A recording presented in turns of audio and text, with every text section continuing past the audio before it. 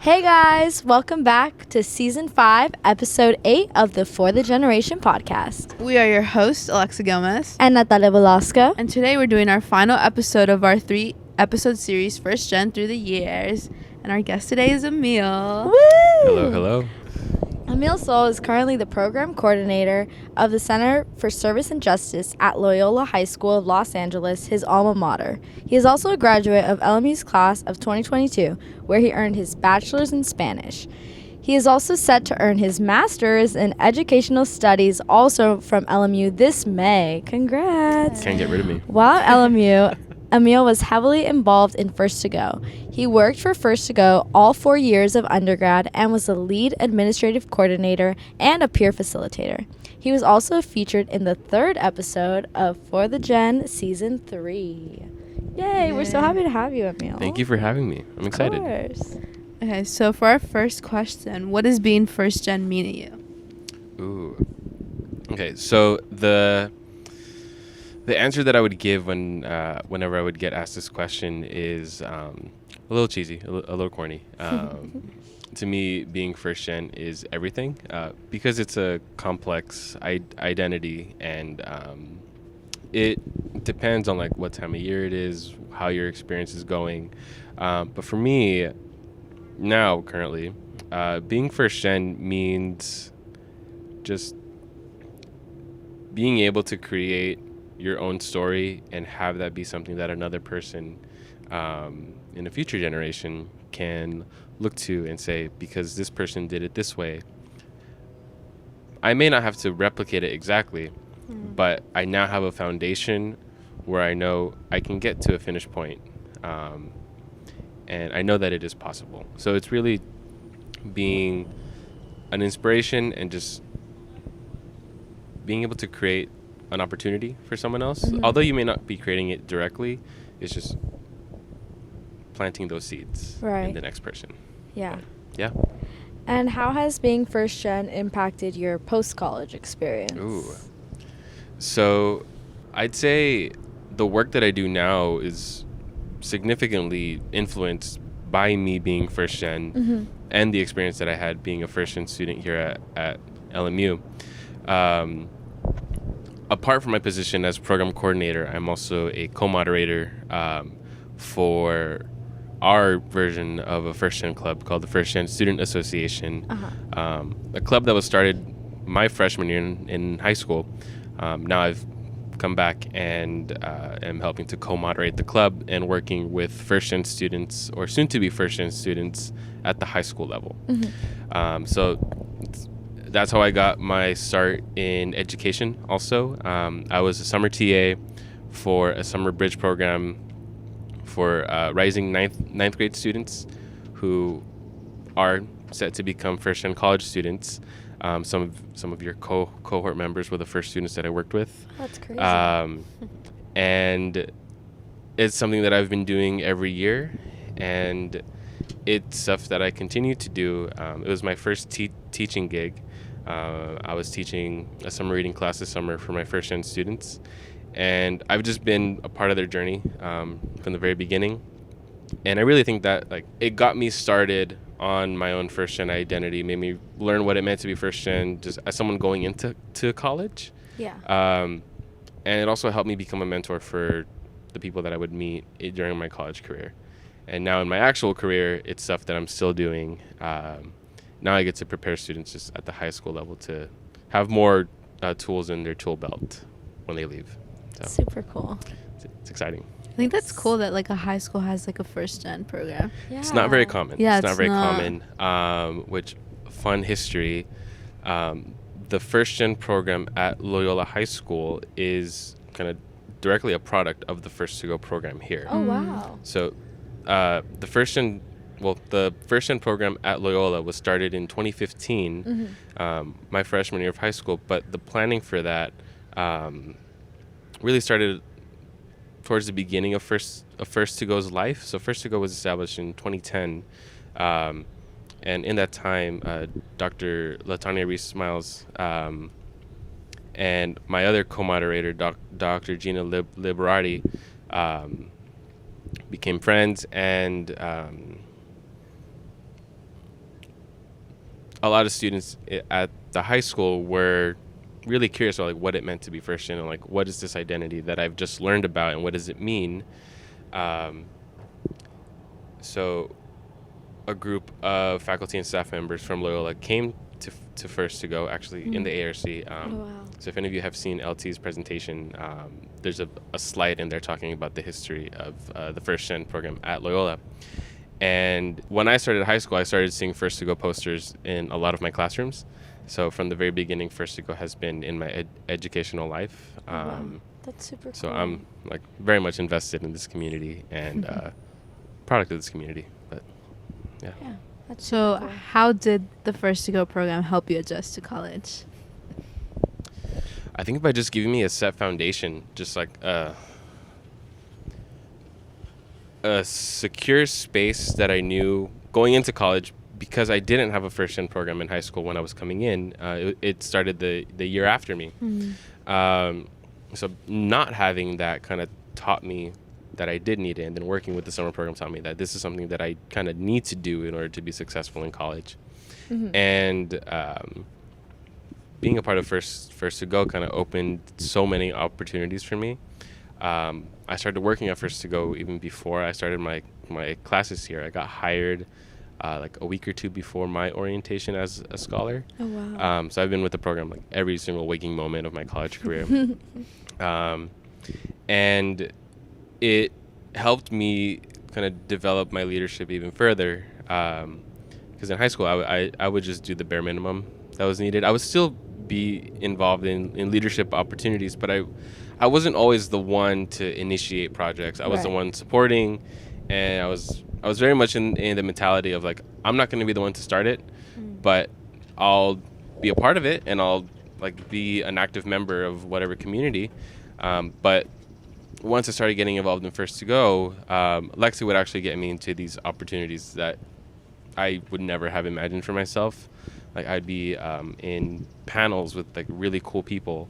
I'd be hosting events, planning events, curating library exhibits, helping out with orientation, being a leader for orientation.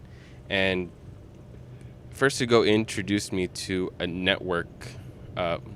Network is a very fancy word, but a great group of people that would still to this day be my very close friends, very best friends. And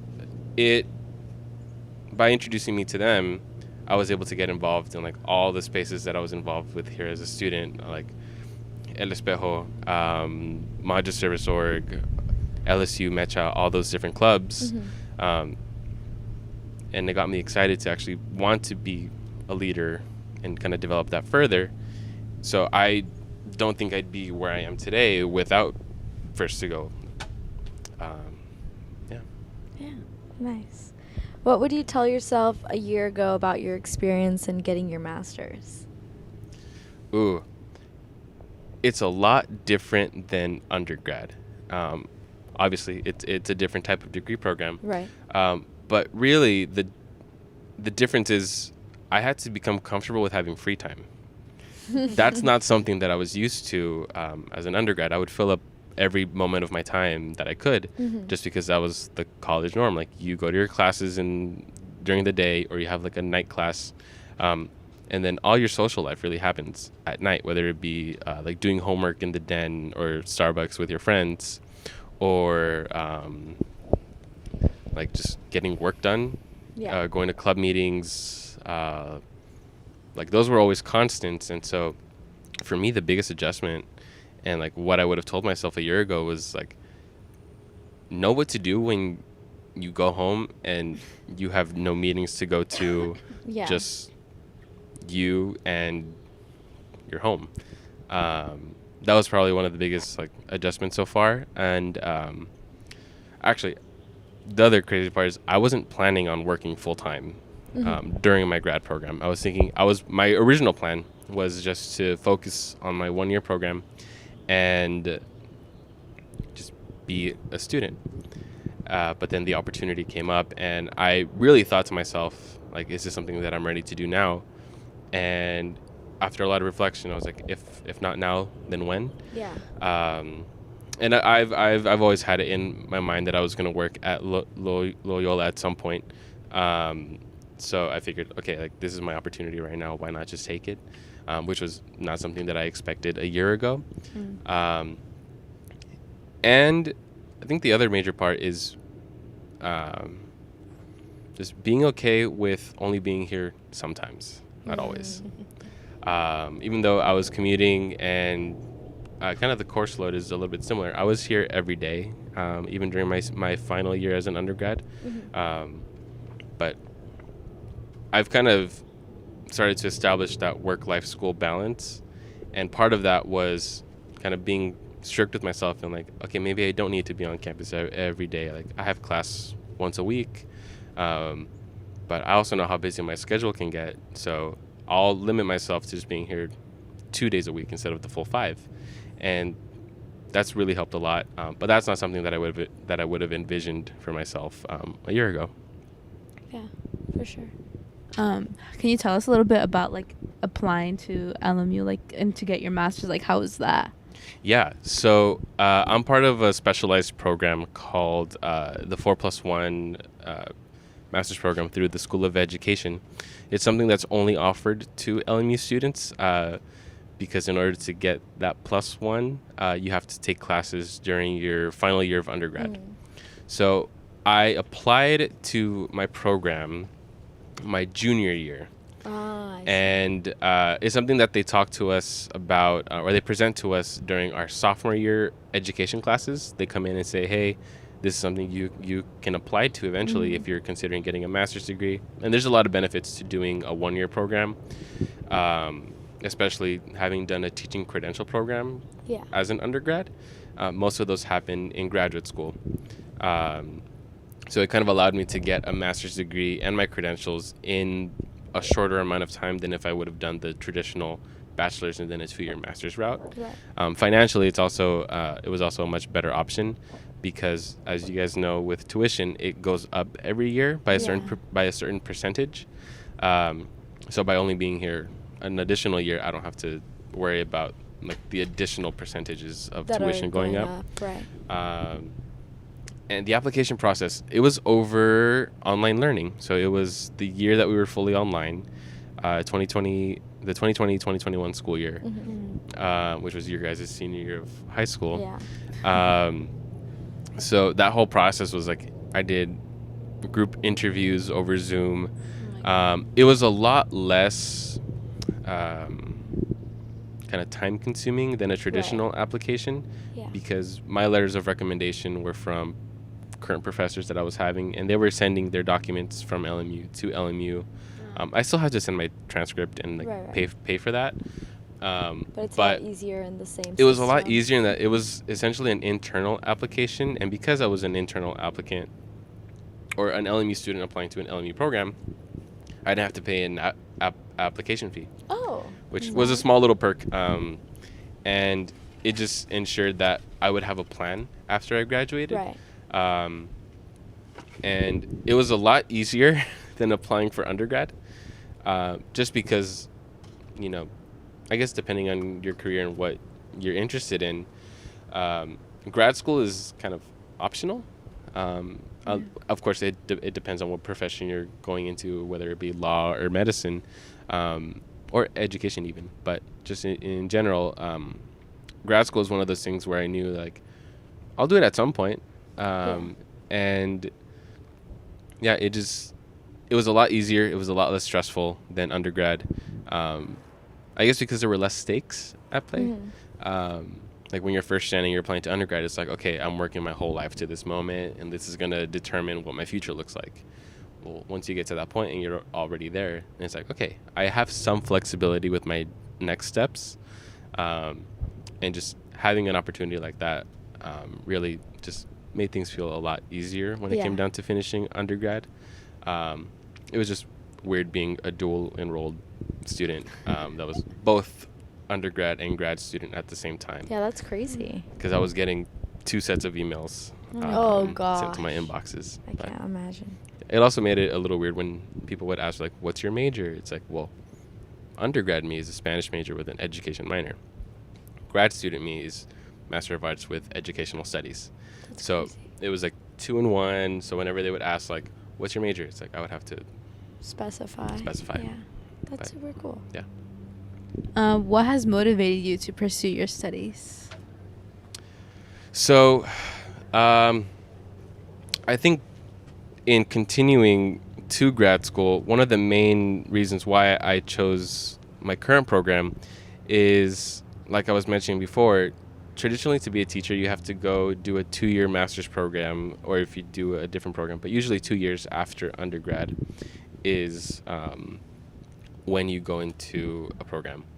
And in education, in most schools, it all depends on the type of school too, whether it be public, charter, or private. A teacher or educator's pay scale is determined by years of experience, units, so whether it be like what type of degree you have, and there's one other that I'm forgetting, but it's usually most people continue into graduate school because of the financial benefit. Right. Although degrees are very expensive, there is a benefit that comes with having more degrees under you, or just taking additional units, whether it be a couple courses or like a professional development. Right. That's one of the main motivators. But also, I knew from the very beginning that I wasn't going to just stop at undergrad. That something that I wanted for myself was to continue that education and kind of see how far I can go. Super. But yeah, it was mainly financial and timing also. So Oh yeah. when you're preparing to be a teacher, because you're into 2-year program, you're kind of doing field work during those 2 years, and it kind of makes it hard if you're working full time. And you end up entering the teaching workforce a little bit later. So having done the credentialing as an undergrad, I could have started teaching like right off the bat as soon as I graduated. That's super cool. And if I wanted to get the master's degree, like this 1-year program, I would have another degree under my belt in less time than if I would have pursued a traditional master's program for teaching. Okay. So you start off a lot earlier, and then you start off with more units. So under your it's belt. like higher pay. So you get higher pay. Of course, it depends on the type of school and what their payment kind of protocol looks like. Right. But that's one of the main reasons. And also just because at the time, I was like, okay, I've had a full year of online school. I got to be here Doing another year something, to yeah. kind of make up for that time, which is probably not the best mindset to have when it comes to grad school. But I knew that it was something that I wanted to do. And in terms of education, LMU has one of the best programs just in general for education. So I knew that my network was going to be really benefited by me staying here. Right. Yeah. How has your experience in college and now grad school so far shaped your worldview and beliefs? With education and the field of education, my coursework in both undergrad and grad school have taught me just how to be an empathetic educator.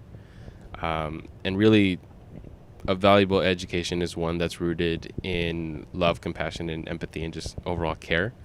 And so through the coursework that I've done here, and just in most of my classes in general, a lot of them have had that undertone of caring for a community, Right. whether it be like a Chicano Latino studies class and caring for like your own culture and your own community, or in an education class learning how to care for like English learners or students with learning needs. It's really taught me that, heart is what makes education work. And it has to be on all levels, like not just heart from the educator, but heart from students. Right. And right now is a very tricky time in education, but at its very root, when done correctly, education is all about love and caring and learning, of course. Yeah. But, Do you feel like that was emphasized more in your master's program, or do you feel like you still got that same message in undergrad? I think it was more so emphasized in undergrad. Oh, okay. Because that's where I really learned the foundations of being an educator. My grad program is kind of meant to supplement that. Right. So in like your learning foundations of being a teacher, it's all about how can you be the best educator you can for your students? What types of students are you working with? How can you be an effective educator teaching effective learners?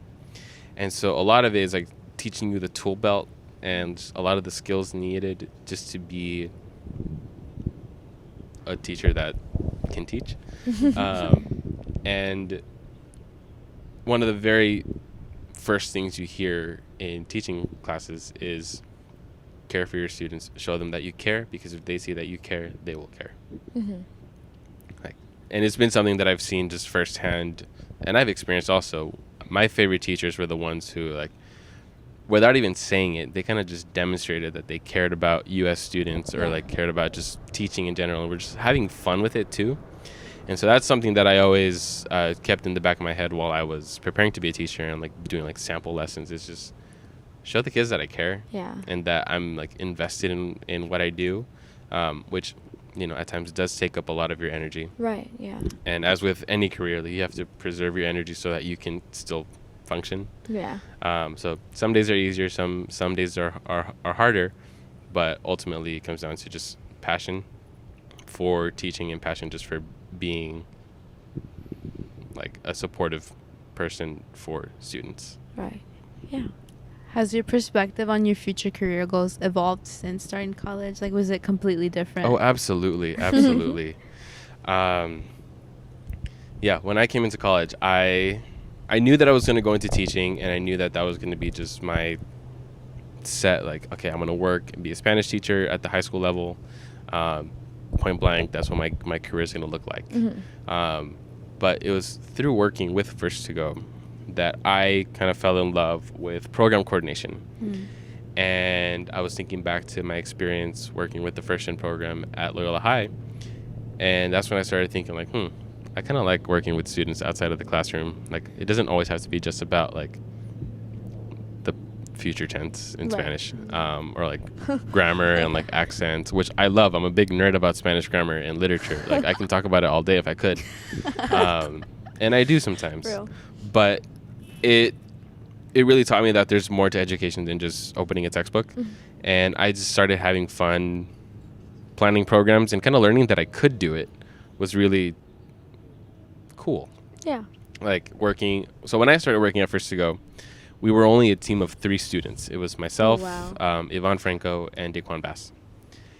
The 3 of us planned an entire year with Lexi, who was just starting off in her program coordinator position, and Jennifer Mendez, who now works at CSA. Okay. She was the one who actually hired me to First to Go. Oh. And after that year, I was like, this is pretty fun. Planning events, learning how to work a budget. And that's where I fell in love with Canva. I love Canva. That's all we use. I'm a big Canva girl. Thankfully, through my job, I get access to Canva Pro. So now my creativity is just... Let us borrow it, Emil. It's overwhelming. It's overwhelming. It's too much creativity, too much freedom. But really, everything changed after my first year. And that's when I even considered going into like a staff position in addition to Teaching. To teaching. And that's something that I knew that was very possible at Loyola, because a lot of teachers do it. They're directors of whatever program, and they teach like 1 or 2 classes. Right. For me, that's like the best of both worlds. And so I knew, like, okay, I'll wait in the future and then find a first-gen program that I can work for at a high school and do that. Then I started getting more involved in clubs here. And I really started to get invested in diversity, equity, and inclusion work. And I started getting involved in like Mecha and learning more about activism and really just anything related to social justice, which I had already been invested in for a long time. Yeah. But it really, when I felt that I kind of wanted to incorporate that in my career, I knew that was another path that was leading me to Loyola, because when I was a senior, it was the launch of the Office of Equity and Inclusion,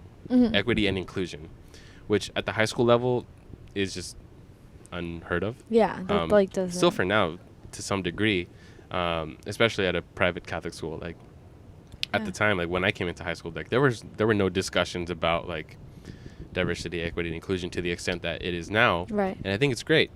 And just that was another like shift in plan.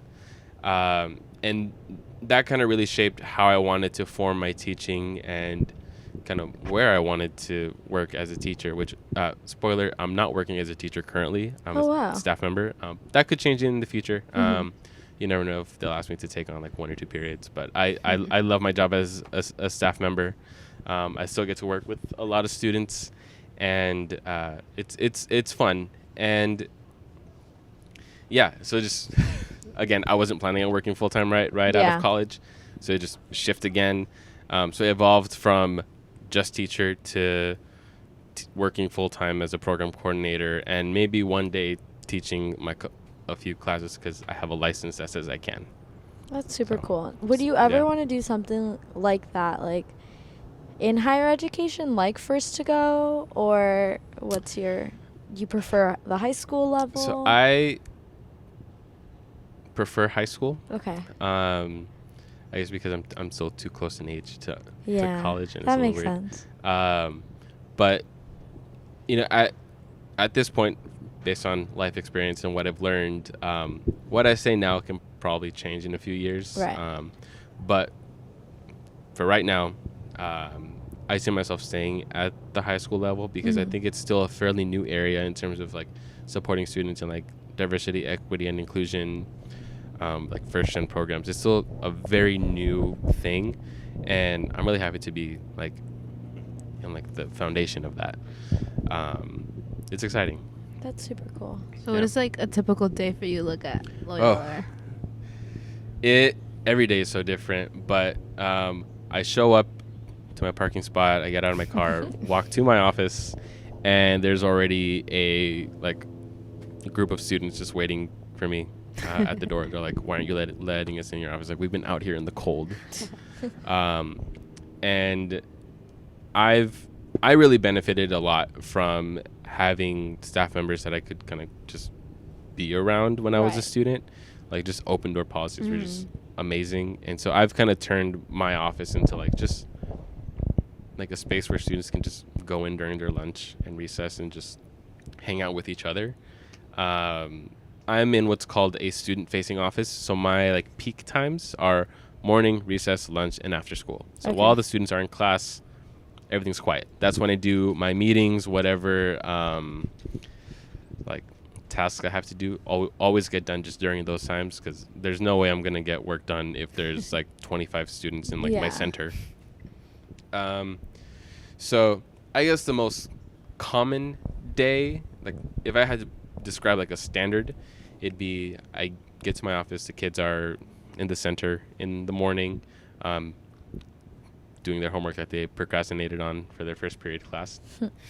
And I'm there just supervising, because we can't have kids alone in an office. Yeah. And what else? So bell rings, kids go to class. That's usually when I do my check-in with my boss, where we kind of see like what our plan is for the week, what programs we have coming up. And that usually takes about like 45 minutes. And then, I do my normal, like just grab my morning coffee, check my emails, and then wait for recess to come in, and then just have the kids kind of do their work there too. But more so just meetings, planning stuff. So my office works in conjunction with the Office of Equity and Inclusion. So a lot of our programming is the same. Okay. So if we're planning like a Voices of Justice Week, which we just had one, and it was focused on art as a form of liberation. So we had like different poets come in to talk about their poetry. We had screen printing. We had graffiti artists come in, or whether it be having like a family day of service where we have all this, like a group of students bring their families and they engage in like going to Good Shepherd Shelter or Blessed Sacrament Food Pantry, St. Francis Center, things like that. Just having different activities for families and students. Those plannings usually happen like while the kids are in class. If we know it's midterms or finals coming up, they're less likely to answer our emails, but most of the time they do. Oh, that's super nice. Yeah. Do you have any like projects or anything that you're working on right now that you're excited about? Ooh, let's see. So a tradition that was started by my predecessor in my position is a mother, guardian, and son day of service. Usually we do our family one, but the Mothers Guild, which is our moms association, they wanted to do a specialized like mother son, because a lot of our other projects focus on like dads and sons or father guardians and sons. And the moms were like, we want to do this too. So we're like, okay, cool, great. So I'm working with two just amazing moms that just have a vision for what they want to do. And we're having our second annual one. And it's a little bit daunting because we're essentially doing Extreme Makeover School Edition. We're going to one of our partnering K-8 Catholic schools and kind of helping them not redo the school, but we're helping them with like painting, renovating. Yeah.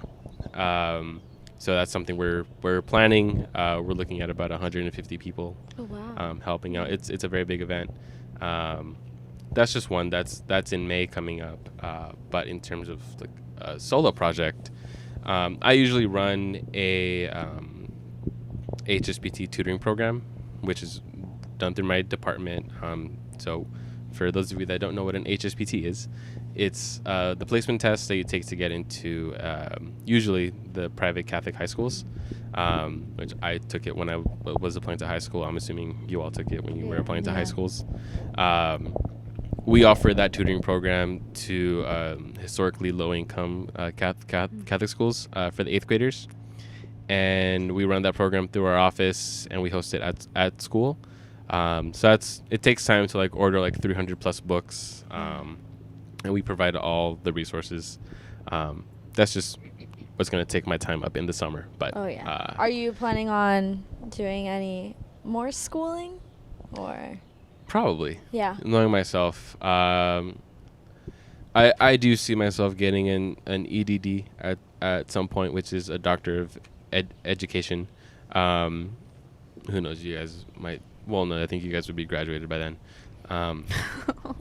Yeah, probably. This campus probably hasn't seen the last of me. But who knows? Well, I think that's all for this episode. Thank you so much, Emil, for Of course. Thank you guys for inviting me. This is so we had nice. such a good time talking with you. Good catch up. Yes. Nice, good catch up. Yeah. And then I guess this is the last episode of the season too. Yeah, so I guess we will see you in Seasons? the summer, question mark, wink, wink. Yeah, Emil, if you want to provide your socials or anything. Probably not my socials because I don't want my students finding me. Yeah, whatever you want to plug. But you can find me on LinkedIn at Slay. Emil Sol, Emilsol.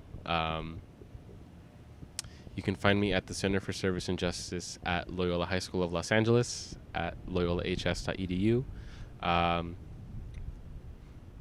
If there's any first to go questions, I spent 4 years of my life dedicated to this program. Lifelong dedication too, but I'll always advocate for first to go, and I have this thing where if first to go calls, I answer naturally. So yeah. Well, Thank you. much. Thank you guys. Well, you know where to find us. Oh, I forgot. Instagram. For the Gen. Twitter, TikTok, wherever you listen to your podcast. Thank Bye, you so y'all. much, guys. See you Bye. soon. See you so very soon. Bye. Yay. Thank you, Emil. Of course.